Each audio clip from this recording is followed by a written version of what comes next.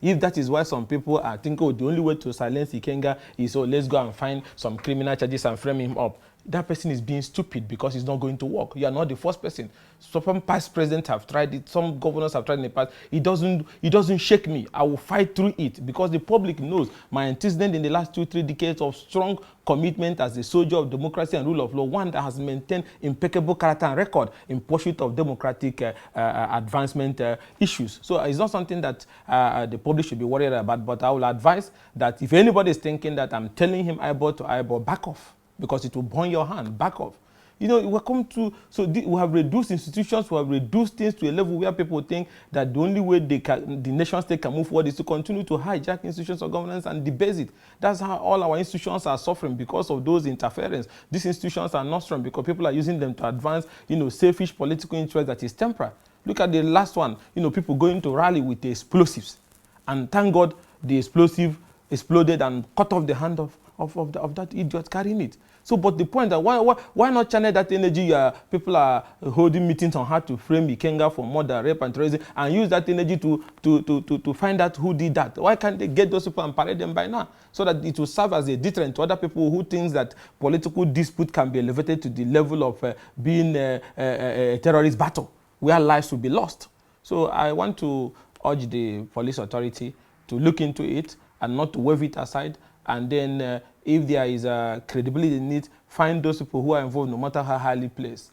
And also, if they approach you, stay away from that because it will backfire. And I can tell you that any attempt, and I will repeat, any attempt to frame me for trump-up charges of and useless charges and stupid charges like murder, rape, terrorism, kidnap, gun running will backfire. It will fail.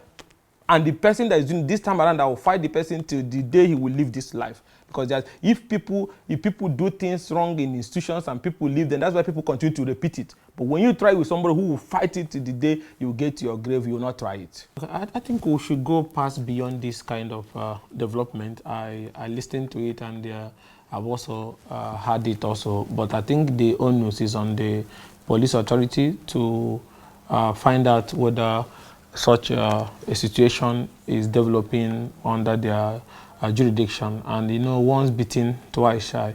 Over the years, I have been a victim of trump-up and fabricated charges spanning from terrorism to arson to murder to rape to financial crimes to different, all kind of criminal offenses I can imagine. All have been at different times fabricated and filed against me by people who believe that my views are so strong for them to let go, and they feel the only way is to frame you. You remember some few months and years ago, my running battle with the state government in Imo, where I was charged for bombing, I was charged for terrorism, I was charged for sedition, criminal defamation, even to the point of seeking for an order from a magistrate court to restrain me from speaking.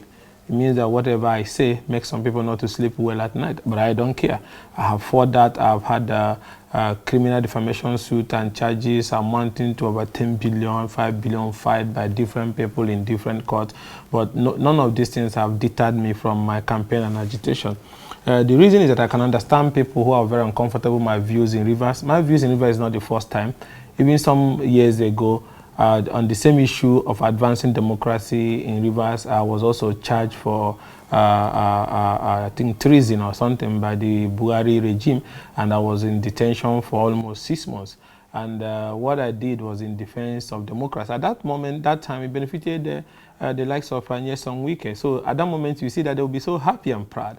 But when you say the one they don't like, now suddenly people don't like you, and so on and so forth. So it's not the first time both real and imaginary threat of trump-up charges being filed against me is coming up. But I will urge the police authorities, both at the FCT and the federal police, not if there's any atom of truth in this intel, they should stay away from it. First of all, I am not somebody that can be intimidated. If anybody likes today, what I'm saying in Rivers is what I would say in any state in Nigeria, and I've said in different places. I said it to Buhari, I said it to all sorts of different presidents and governors at different times. I don't care how you feel about it, as long as it's the right thing that I'm doing, as long as it will help in advancing constitutional governance. So all these charges does not move me, because they're all fabricated, they're all baseless.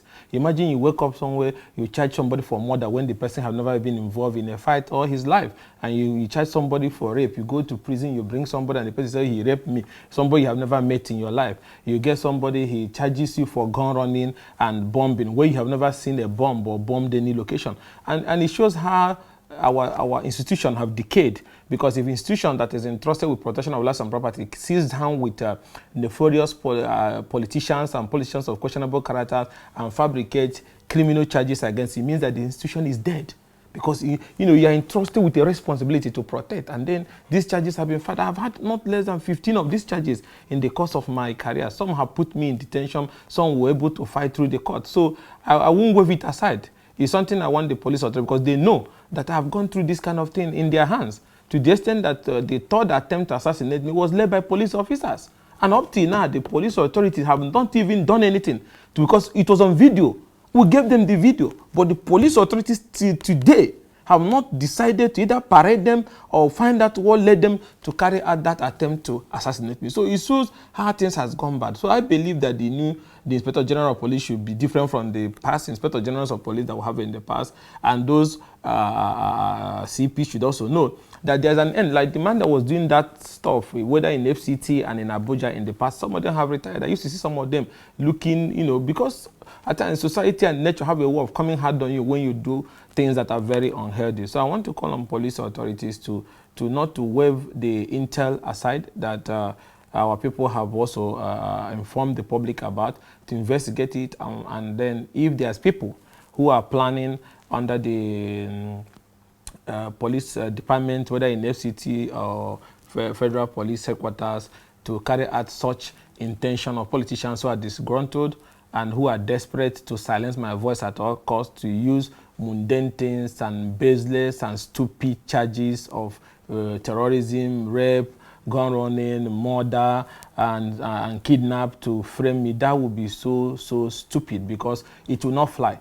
Any attempt to frame or charge me with fabricated allegations like kidnap, like murder, like terrorism, like gun running, like rape, like all those fabricated criminal charges, sedition, treason, that would be stupid. Nobody will believe it. And I will fight the person, and I will fight anybody, including the institution that tries it with me. I am not that kind of person that you can bring such, a baseless, heinous charge against, and I go to, no, even from the day you are doing that, your press conference, both of us may even die at the venue at the same time, because I will not accept it for anybody who tries it with me. So I hope that this should be the imaginations and conjectures in the heads of people who does not know how to understand that people are supposed to behave decently in a democratic setting, and there's a line and distinction between personal ambition and institution survival. The issue of Rivers is very simple. You cannot undermine constitutional governance, you cannot personalize governance, you cannot hijack a whole state institutions in advancement of your personal agenda. Those lawmakers have lost their seat going by our constitutional provisions, and they cannot continue to be sitting in a hideout in Emoha and once impeach a governor. I will never support that.